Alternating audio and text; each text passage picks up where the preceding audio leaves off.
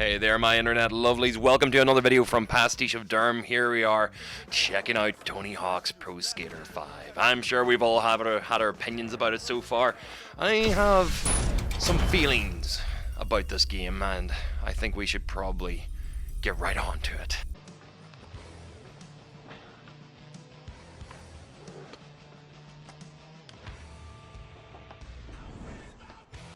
After a return to form intro where we get to see all the fantastic scares that we're going to get to play as in this game, I was extremely underwhelmed by this title. Come on, guys, it's 2015. It's the fifth game. It's the fifth numbered game in the series. We've had, I think, maybe 9 of these games altogether, including Project 8 and the Underground Thug series, and I'm sure there's a couple other titles I can't even think of that were on the DS. Oh, there's Ride. Who the hell forgot about Ride, where somebody thought it was a great idea to make people play balance board in their front living room.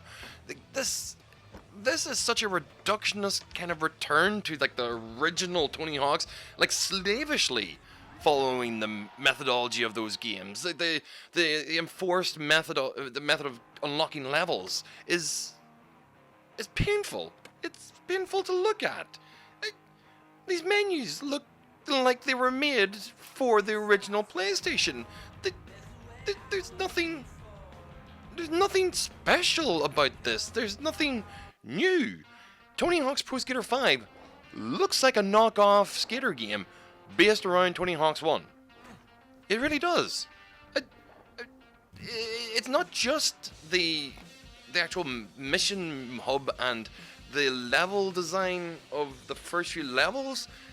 It's the advertising. It's an environment of cashing in, and that's perfectly fine considering what I've heard about the development of this game. I've heard it's literally not a cash grab, but at least a rights grab to maintain the rights to the Tony Hawk franchise, or it's the last game in a contract before they coming into negotiations, so they needed to just pump something out, just going like, well, we were in the middle of working on one, so we might as well give them what we've got. And it's come out horribly. This stomp mechanic, it's stomping down, just should not be attached to the same button that you're using to grind, because it makes sense, I understand, to stomp down on the thing that you want to grind on. But good God, the way Tony Hawk's control system kind of like clicks into things and clicks out of things, it does not work well with it. Immediately after this game through, I turned off that command, turned off the double tap, and made it so it's like I'm binded to another key. That's fine. Thank God they gave you the option to do that. Like, imagine if they didn't do that, that would have just driven people off it completely.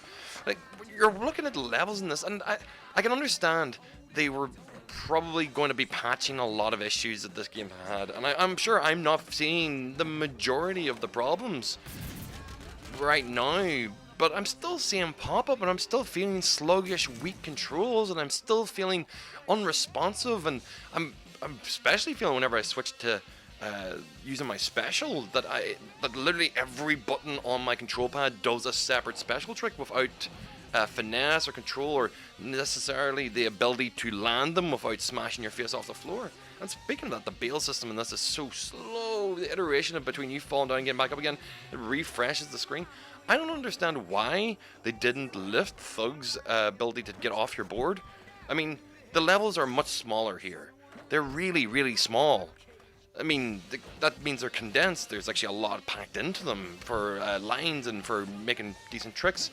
But Thug showed that we could climb onto the rooftop and make our own goddamn tricks wherever the hell we wanted to be. Skate did that as well. I mean, that's what the biggest problem with this is. Tony Hawk's actually invaded the series whenever it started off, and it added a lot to the series as it went along, and of course they had a couple of lunacy steps whenever they got the entire Jackass crew involved, but their Project 8, I really enjoyed as a series. And then I started to play Skate, which forced you a really high-end technical kind of minute control of the pad that is completely absent in this game.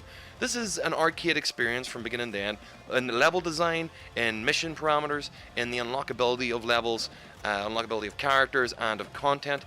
Everything in this feels like an arcade experience. So that's my only positive to really say about this. It's arcadey fun in a way, But the multiplayer doesn't have any kind of one more game ability to it. It doesn't have the feel that playing couch co-op ever had, especially with the fact that you're playing with random people online.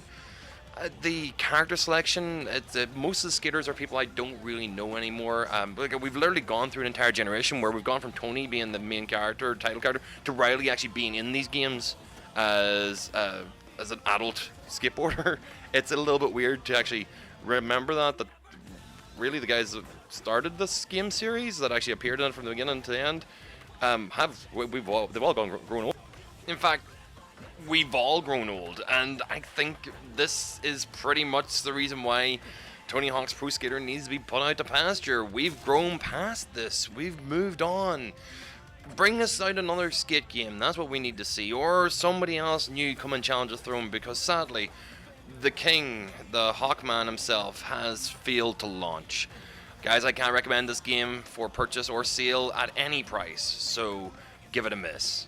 Catch you in the next video.